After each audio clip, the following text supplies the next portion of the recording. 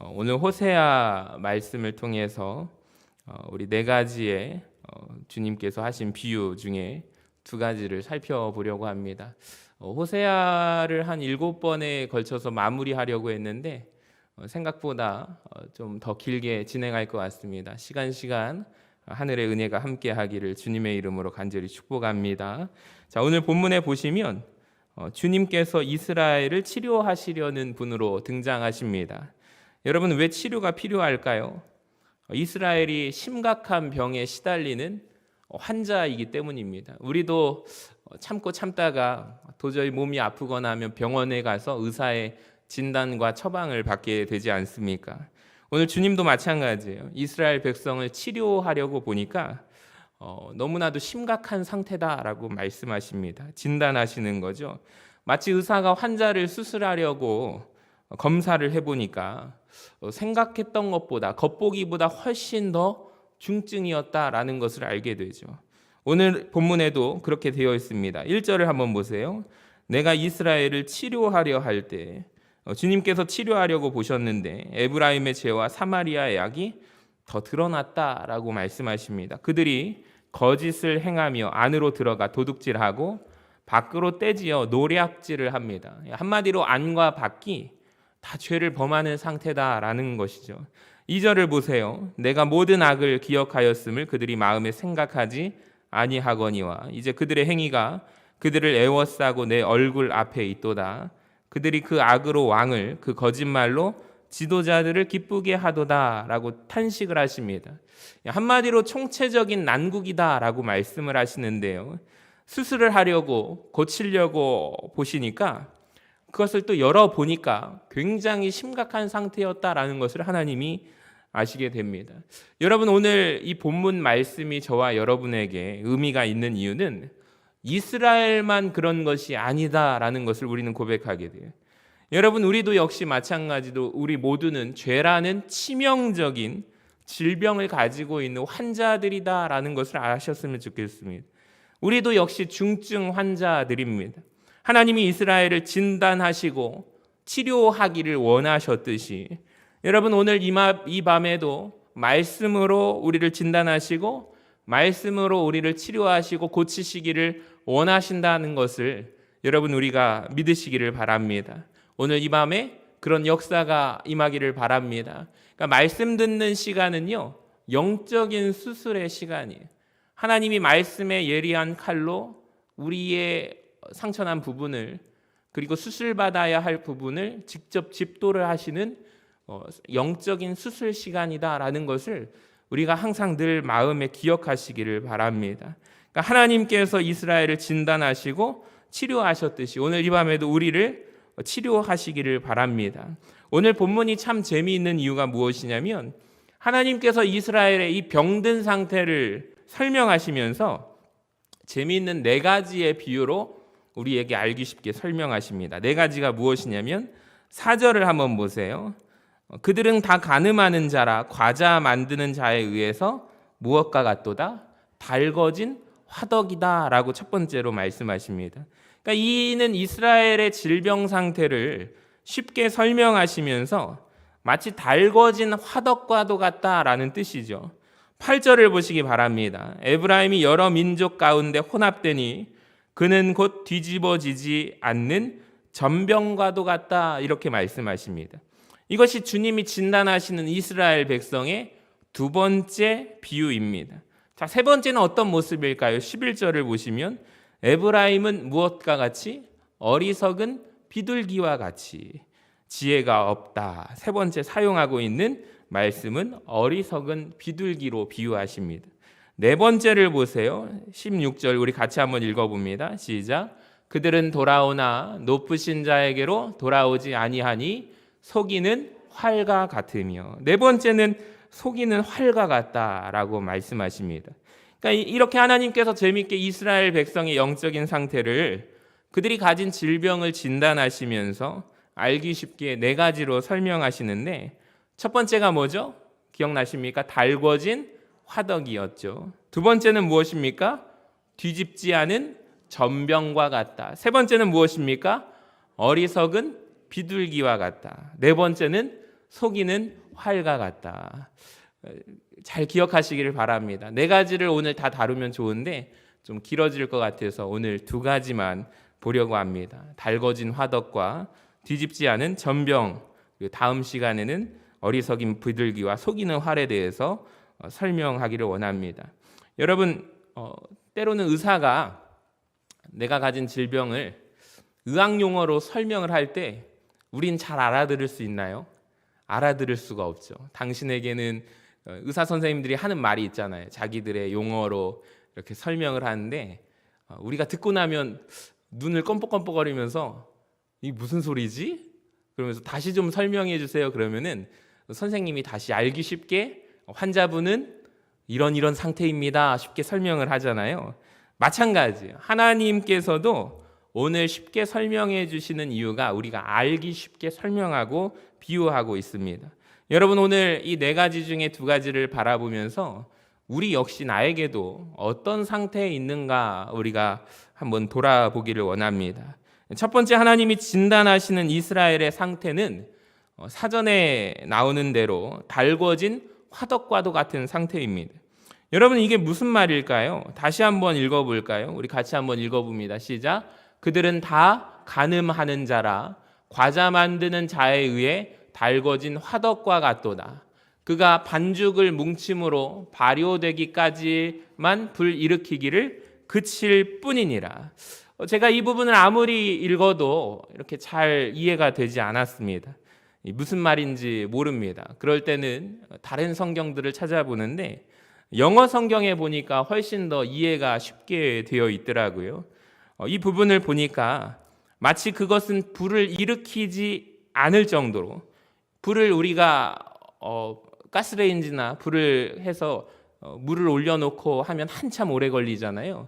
그러니까 오븐에다가 불을 켜면 한참 오래 걸려야 그 오븐이 뜨겁게 되잖아요. 그러니까 이미 반죽을 해서 부풀게 하는데 너무나도 뜨거워서 불을 켤 필요가 없이 달궈진 화덕과도 같은 그 상태를 말하고 있습니다.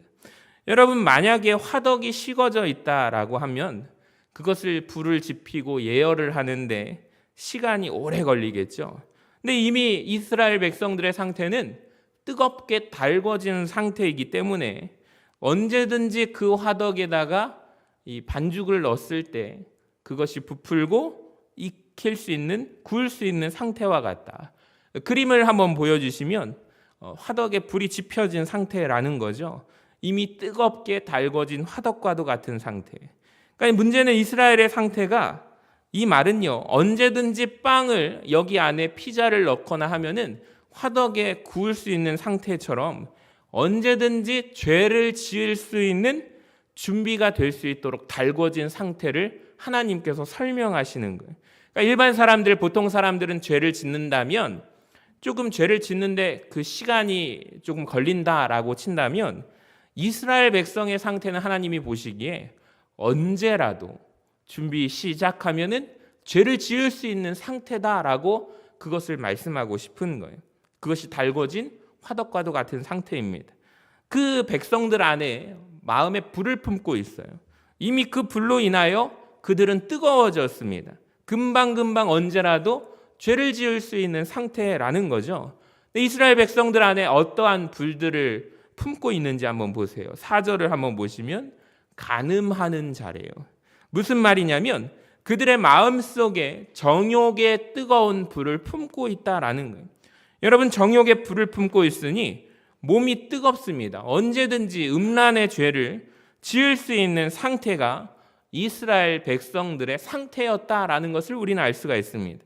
또 5절을 한번 보시면 5절에 하나님이 지적하시는 뜨거운 불은 무엇인가? 술의 뜨거움으로 인하여 병이 났다. 술의 뜨거움의 불에 또 취해 있습니다. 세 번째는 어떤 마음의 불을 품고 있느냐? 6절을 보니까 그들의 마음은 간교하여 화덕 같으니, 간교함의 불을 그들이 마음에 품고 있다라는 거예요.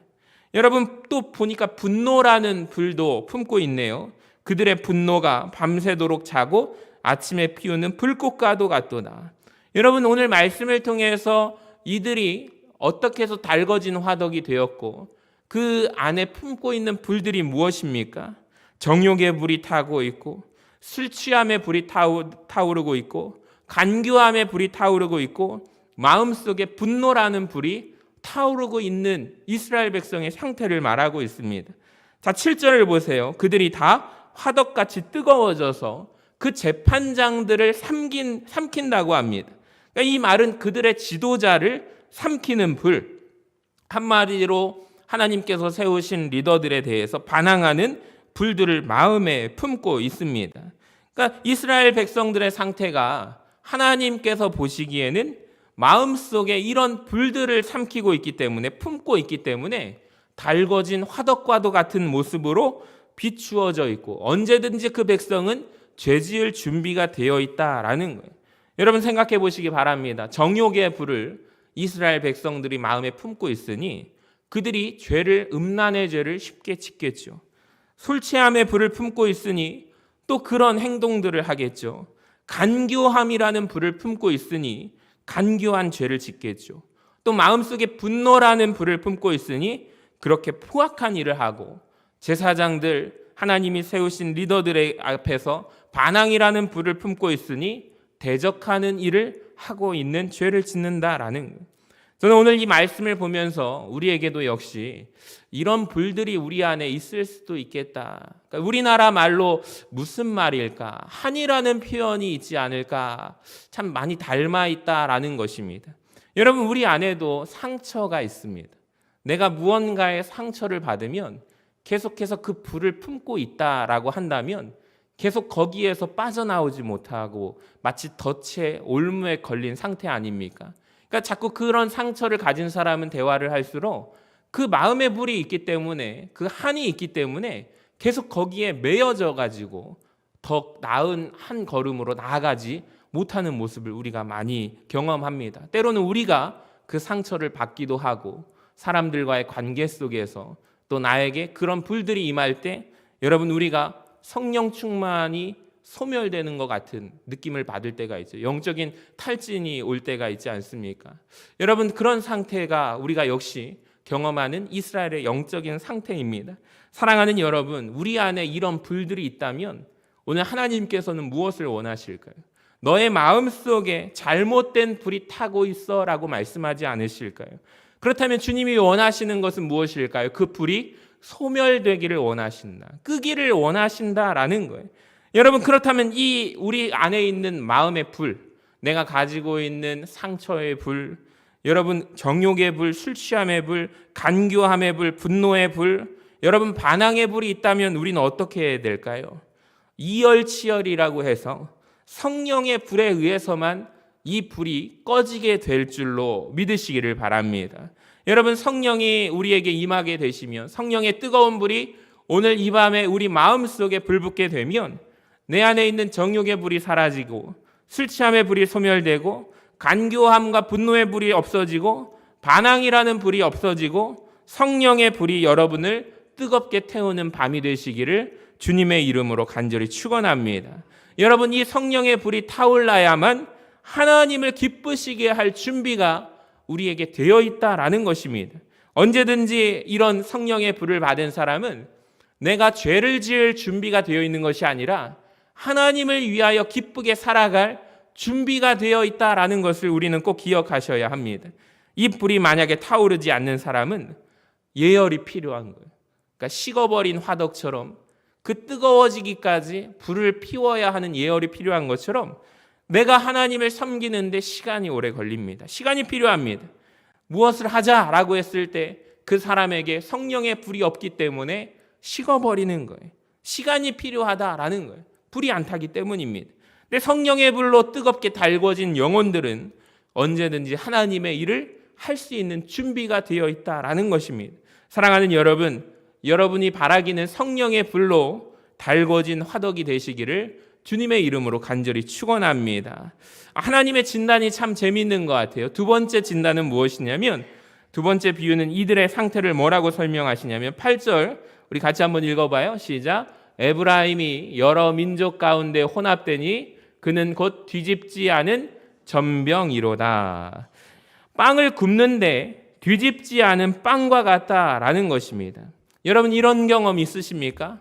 우리가 빵을 굽거나 떡을 굽거나 전을 부치거나 혹은 계란 후라이를 할 때 너무나도 이렇게 아래가 센 불로 하면은 타버리잖아요. 그러니까 잘 뒤집는 게 기술이더라고요.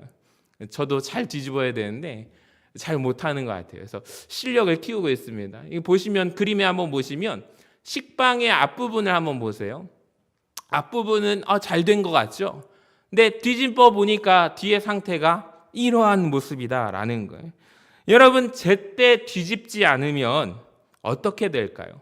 한쪽은 계속해서 까맣게 타버리고 말 것입니다. 반대편은 제대로 익지 않는 상태가 될 것입니다. 그런데 계속해서 그 상태로 두면 어떻게 될까요?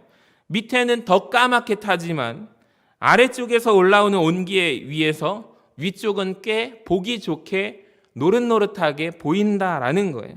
여러분 이것을 우리가 잘 기억하시기를 바랍니다. 아래쪽에서 올라온 온기 때문에 겉으로 보면 꽤 괜찮아 보입니다. 근데 실상은 뒤집어 보면 까맣게 타버린 상태 아닙니까? 그러니까 하나님이 쓰시는 이 비유의 상태가 너무나도 놀랍지 않습니까? 하나님이 보시기에 이스라엘 백성의 영적인 상태가 이와 같다. 너네는 뒤집지 않은 전병과도 같다. 보이지 않는 부분은 이미 까맣게 타버려서 쓸데가 없고 버려질 운명들인데 겉으로 보기에는 어떠한가? 노릇노릇하고 나름 괜찮아 보이는 상태를 지적하고 있다라는 거죠. 여러분 실제로 속을 뒤집어 보면 심각한 상태라는 거죠. 여러분 그런 것을 어떻게 합니까? 먹을 수가 없죠. 먹음직스러워 보이지만 먹지 못하는 거죠. 보이는 쪽에서는 마치 이것은 신앙인으로 치면 괜찮은 신앙인 같아 보입니다. 근데 실제로 보이지 않는 곳은 어떠한가? 다 까맣게 타버려서 버려질 운명과도 같은 상태, 이것이 이스라엘의 상태라는 것입니다. 여러분 한번 보세요. 하나님이 왜 이런 말씀을 하셨는가? 이스라엘 백성은요 철저하게 안식일을 준수하는 사람들입니다. 율법을 언제나 잘 지키는 사람들입니다. 보이는 영역에서는 노릇노릇하게 괜찮은 신앙인으로 보여집니다. 근데 보이지 않는 영역에서는요 이미 까맣게 새까맣게 타서 죽어버린 상태라는 거예요. 여러분 혹시 우리에게도 이 말씀을 적용해 볼까요? 저와 여러분은 어떻습니까? 뒤집지 않은 전병은 아닐까요? 남들이 보이는 곳에서는 나름대로 꽤 괜찮은 신앙인으로 보이지만 진짜를 보시는 분은 누구십니까? 나의 모든 속마음까지도 속사람을 보시는 분은 하나님이신데 하나님만 보시는 내 속 깊은 곳을 생각해 본다면 죄로 인해서 다 까맣게 타버려 있지는 않습니까? 겉으로 볼 때는 사람의 눈으로 보면은 누가 봐도 꽤 괜찮은 신앙인이에요. 누군가가 그 사람을 말했을 때 그 사람 참 괜찮아, 믿음이 있어 라고 말할 수 있는 수준인데 근데 실상은 뒤집어서 속을 까본다면 말할 수 없이 더러운 영혼들, 버려질 운명들, 이 모습이 우리의 모습은 아닙니까? 이런 말이 있습니다. 천국에 가면 사람들이 놀란다고 하죠. 들어보셨나요? 세 가지에 놀란다고 해야죠. 첫 번째는 천국에 꼭 올 것만 같은 사람이 가보면 없고 못 올 것 같은 사람이 두 번째는 와 있어서 놀라게 되고 마지막으로 뭐에 놀래요? 내가 가서 놀란다. 이런 말 못 들어보셨나요? 천국에 꼭 올 거라고 생각했던 영혼인데 천국에 와 있지 않은 영혼, 바로 뒤집어지지 않은 전병과 같은 신앙인이다라는 것을 기억하시기를 바랍니다. 누가 봐도 저 사람은 천국 갈 운명이었어요. 겉으로 보기에는 꽤 괜찮은 신앙인이었어요. 근데 사실 뒤집어 보면 천국에 갈 수 없는 운명이었죠. 왜 그렇습니까? 뒤집혀지지 않은 전병과 같이 그 밑이 보이지 않는 곳은 까맣게 타버린 상태, 더러운 영혼의 상태였기 때문입니다. 여러분 이 말씀이 참 두렵지 않습니까? 저는 오늘 이 말씀을 보면서 굉장히 하나님의 비유가 섬세함에 깜짝 놀라게 되었고 이 말씀 속에 나도 해당하지는 않을까 굉장히 두려웠습니다.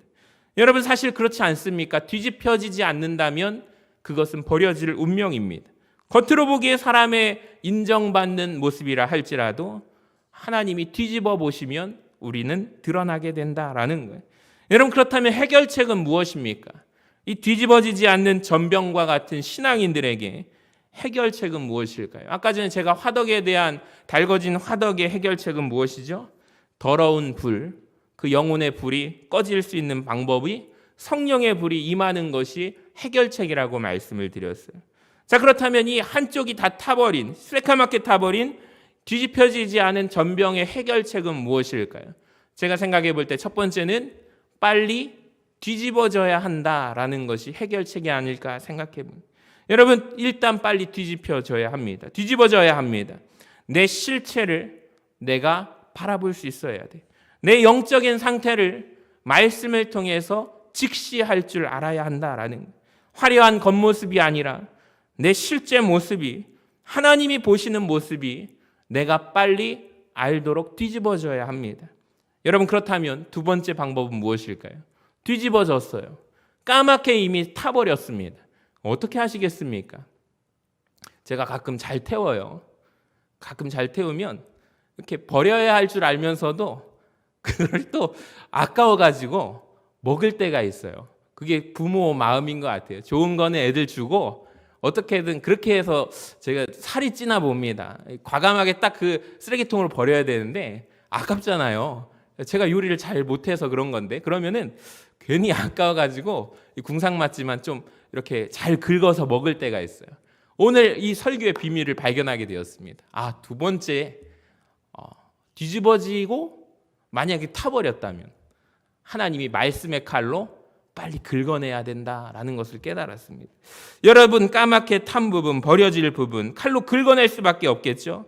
여러분, 이것이 유일한 소망, 희망 아니겠습니까? 여러분, 마찬가지로 이 시대 가운데 우리의 모습 역시 뒤집어지지 않은 전병과 같은 신앙인들이 있다면 해결책은 한 가지밖에 없습니다. 뒤집어져야 하고, 여러분, 하나님 앞에 내 실체를 보여드리고 하나님 앞에 회개하며 나아갈 때, 하나님, 나를 좀 불쌍히 여겨 주시옵소서. 그러면 하나님이 그때 어떻게 하십니다? 말씀의 칼로 더러운 그 부분을 긁어내시고 우리를 치료해 주실 줄로 믿습니다.